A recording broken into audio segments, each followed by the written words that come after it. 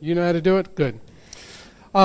This morning we're going to touch a little bit and continue on this theme of the evolution of the innovation business model. And the word business model, the phrase business model, has taken on a meaning similar to what the business plan used to do, but business model is now a little bit more in vogue. And there are some acute differences in business model development, business plan development, and investor presentation development, which are inextricably linked to one another. So we're going to talk a little bit about this morning is the business model and what is a business model and how do we develop it, how do we sell it, how do we promote it, and what's the silver lining at the end of the day? You can't find it either, huh? Yeah. Oh, cool. We're all in the same boat. All right. You'll read my notes and you'll see where we're going with this.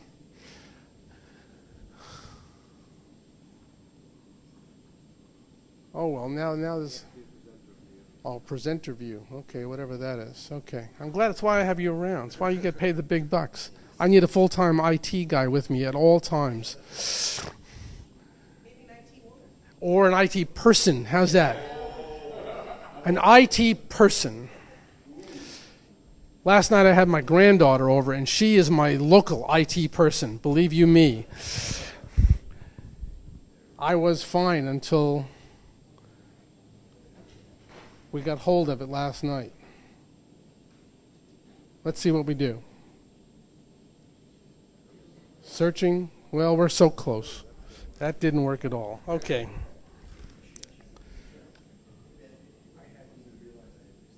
Forget it. We'll make it work.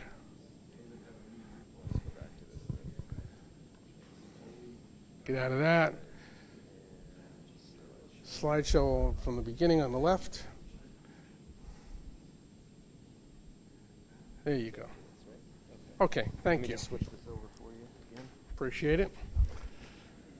So the evolution of the innovation business model. Anybody want to give an idea of what a business model is? Any response? Floyd, what's a business model? Oh, I'm sorry. No, I thought you were asking, do we want an idea? Well, you'll get an idea, but I want to know what's your idea of a business model? I think it's a collection of an outline of the absolute best and most contemporary ideas for future progress in financial, from a financial perspective. That one didn't work. That was not a good answer. How you position your business? Read the screen. Okay? Let's get to the meat of this right now. Okay? Converts innovation to economic value. How are you going to do that? How do you make money? At the end of the day, that's the only thing an investor wants to see. How is this thing going to make a buck? All right? And where is it positioned in the value chain?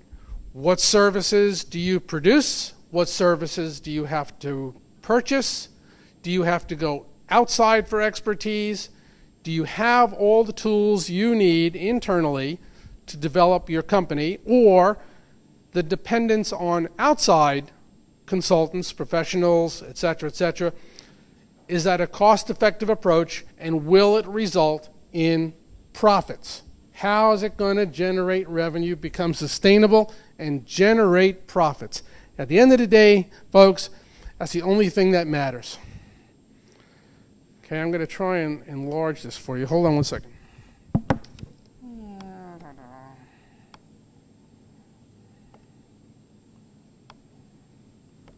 Okay, but what if there's, when you're looking up business model, and I went through the exercise, I looked up business model and found out all sorts of information.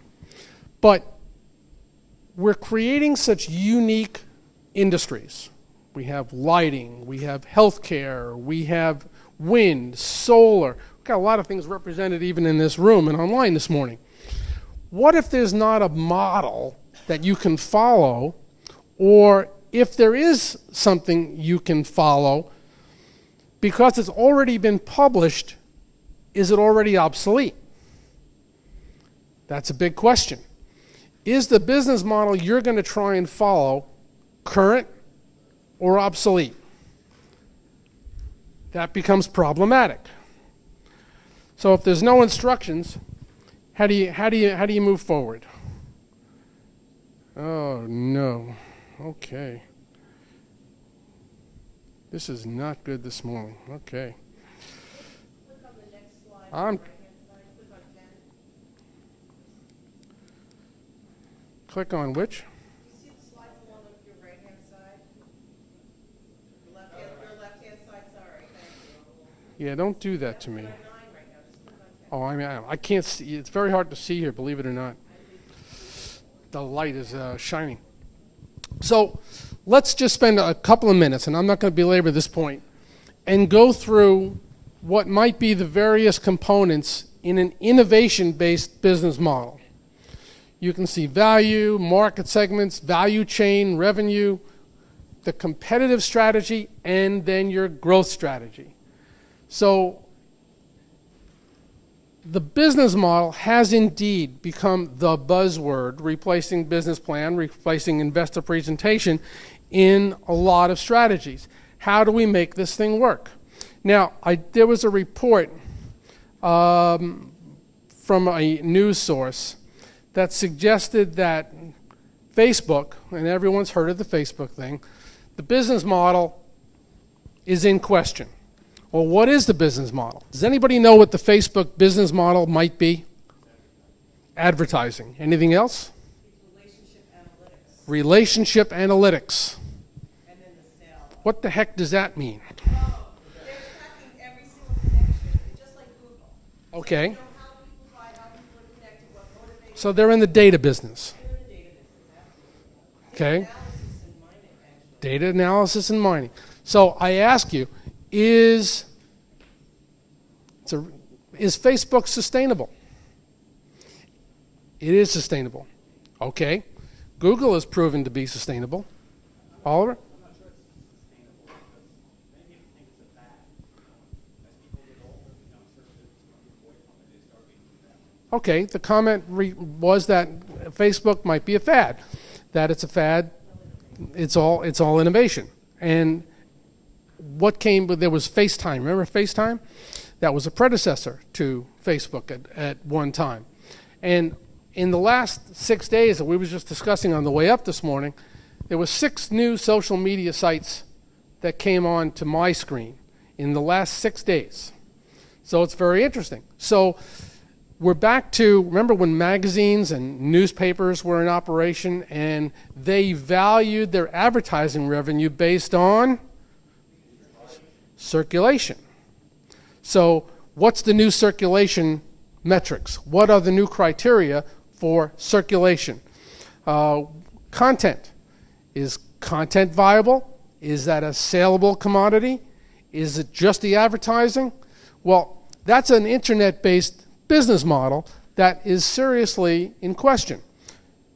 YouTube. Who owns YouTube? Anybody? Google owns YouTube. What's the problem with YouTube? Too big? What else? Anybody? It's free. YouTube last year and the year before and the year before that loses between $18 and $20 million a year. It's not sustainable as a free service. But if we subscribe to YouTube and they start charging for YouTube, are you going to go someplace else for that content? Absolutely. So we've talked about free before, and this is the age where free becomes problematic. If you can't get it here, well, I'm going to get it there. And if I can't get it there, I'm going to get it someplace else. I don't want to pay for this stuff. And that's the problem or one of the problems facing the internet business model. So one of the issues in developing a growth strategy is putting your capabilities in perspective. Reality versus euphoria. Balancing today's and tomorrow's needs and coordinating the resources that are being tested. Most entrepreneurs that we see on a regular basis, the vision is, I'm going to start here and build it to here. But oftentimes, we see that the second strategy becomes the primary strategy. And oftentimes, in addition to that, the customers change between here and there. The market changes. And at the end of the day, whenever you're building a business model or a business plan, what's the one question you have to answer? Actually, it's a two-part question. Who knows what the two-part question is? Anybody? Who's the customer? And the second part of the question is, can they afford to pay for what you're selling? And will they pay for what you're selling? Big issues in today's market. We discussed during our conversation with Tobias, risk.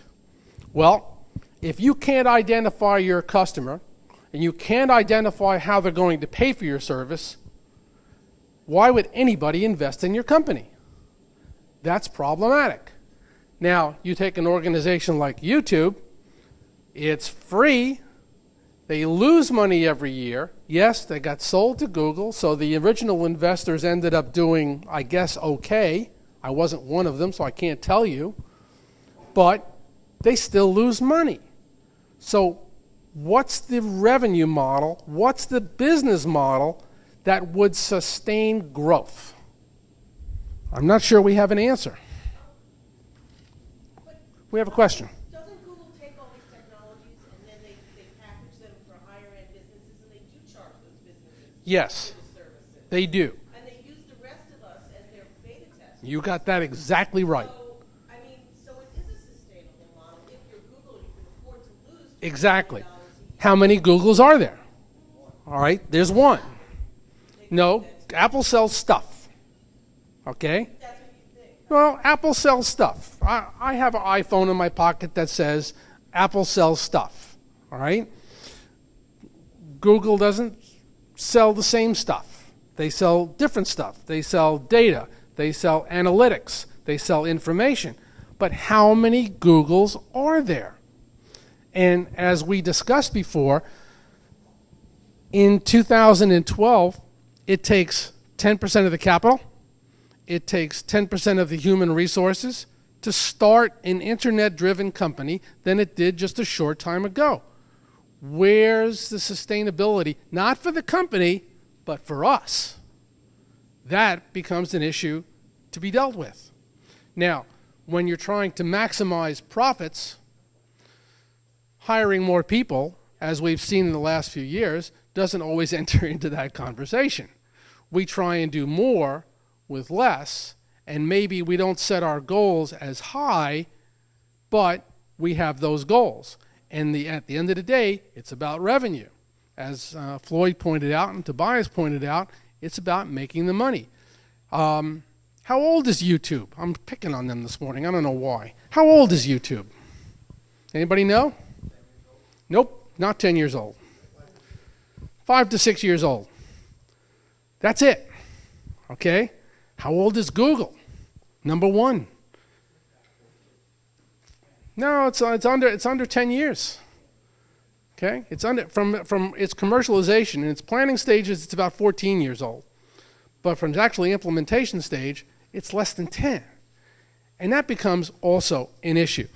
The time span of industries. We were having a discussion a couple of weeks ago with some friends, and we said, if you had your life savings to invest, would you invest it in Facebook or General Electric? Tough question. Okay?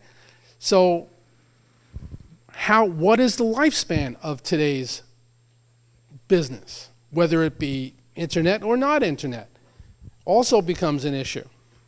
So in your business model creation, this becomes part of the equation. The customer value proposition. What is it? You have to deliver a particular customer value proposition to a definable market. We keep coming back to that in order to exist. Competition is all about value, creating it and capturing it. And that's what we're attempting to do. There's more notes underneath here, but I'm not going to go into all this stuff. And as we've discussed all morning, defining your target market. Who is your customer? Who do you want to work with? Or who has the money and resources to pay for what you do? And have you successfully identified your market? Can they be categorized? Can you list every important quality you can come up with? Consider geography, culture, age, income level, values, interests, etc. Who is your target market?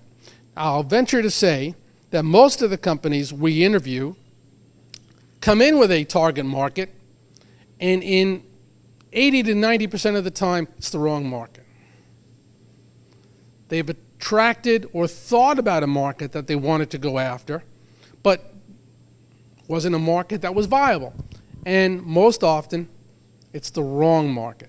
There are secondary, tertiary markets that can often prove more valuable than the original target market.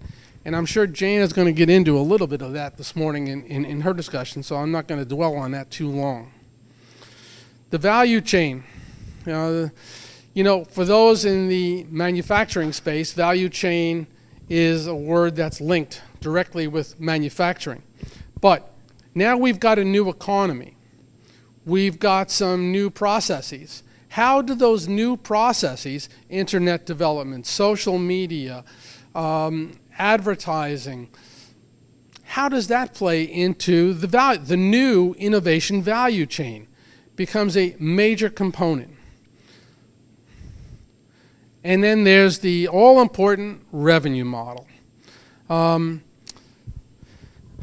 I can confess to you that we're building a new revenue model for our organization. And it is the most challenging thing I've ever had to come up with. Where do you build a revenue model? Well, now you've got all these new types of market conditions that figure into a revenue model, and how dependable are they? How consistent are they? Can you really reach them? What does it cost to reach them? It's not like when you would open up a deli on a corner and you figure, well, within the radius of this much, I have this many customers that can provide that much income. If your company is not thinking on a global scale, you probably are not going to get funded. And that becomes a very real scenario. So now you have to consider, who is my audience? How am I going to reach them? What is the cost of that? Can I afford not to be global? Do I have to stay local? And all those costs and configurations become part of that new revenue model in the innovation economy. So we're going to kind of wrap this up and say this, in my estimation, sums up what you need to be thinking about. Shortening the life cycle of products and services. My favorite expression. If you understand the technology, it's obsolete. I just figured out how to get the VCR off 12. Okay, the customer-driven economy. As we've discussed free before, we've discussed freemiums before, we've done all this. Is the customer going to pay for what you're offering? Or can they get it free someplace else? The rapidly changing business environment. It's not the big that eats the small, it's the fast that eats the slow. And that becomes a major issue in designing your revenue model. And globalization. In our industry, incubation, technology acceleration, globalization is the key.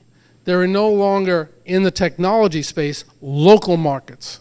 There are global markets. How do you attack and approach a global market and expect to succeed and compete against organizations that, in most cases, are more substantial than yours?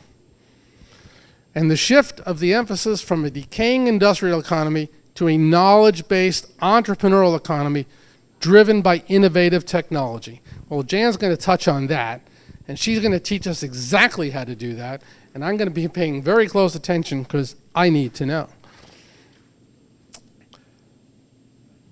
So if you carry that forward and you understand it and you can cope with that, a lot of people can't. If you can cope with that, there's a chance. We had an author a couple of years ago. Some of you might have been there, a guy named Ben Mack. I don't know if you remember his presentation. He has a book out, which he signed for us, called Think 2 Products Ahead. And that's exactly what this means. In order to create a successful business model, business plan, investor presentation, and attract the kind of investment you're looking for, you've got to be down the road. Considering that it takes 2 to 3 years for a business plan to be enacted, get underway, and become obsolete. You've got to plan for that next stage of growth, the next stage of development, before you implement the growth strategy, but you've got to have the second and third growth strategies in place in order to attract the investment that you're looking to do.